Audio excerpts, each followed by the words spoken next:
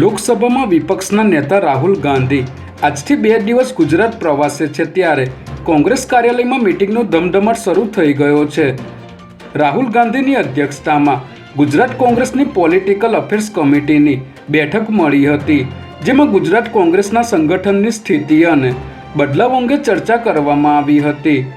રાહુલ ગાંધીએ રાજીવ ગાંધી ભવનના પહેલા માળ પર યોજેલી પહેલી મીટિંગમાં પ્રદેશ પ્રમુખ શક્તિસિંહ ગોહિલ, અમિત ચાવડા, ભરતસિંહ સોલંકી સહિતના કોંગ્રેસના નેતાઓ હાજર રહ્યા હતા.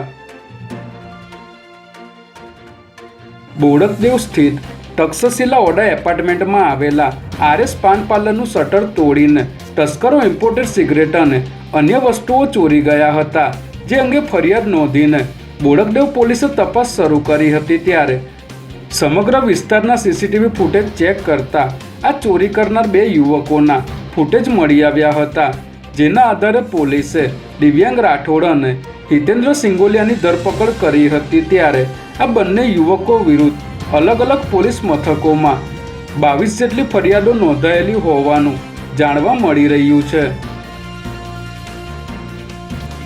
સુરતમાં વડાપ્રધાન નરેન્દ્ર મોદીની આજની મુલાકાતને લઈને કડક સુરક્ષા વ્યવસ્થા ગોઠવવામાં આવી છે અને તેઓની સુરક્ષાને પગલે ગતરોજ સુરત પોલીસ દ્વારા PMના કોન્વોયના રૂટ પર ખાસ રિહર્સલ કરવામાં આવ્યું હતું, પરંતુ પોલીસના આ રિહર્સલ સમયે એક 17 વર્ષીય સગીરે સાયકલ લઈને કોન્વોય રૂટમાં પ્રવેશ કરતા PSIએ તેને વાળ પકડીને ઢોરમાર માર્યો હતો. ત્યારે સમગ્ર ઘટનાનો વિડીયો સોશિયલ મીડિયામાં વાયરલ થતા PSI BA ગઢવીને તાત્કાલિક અસરથી કંટ્રોલ રૂમ ખાતે ખસેડવામાં આવ્યા છે.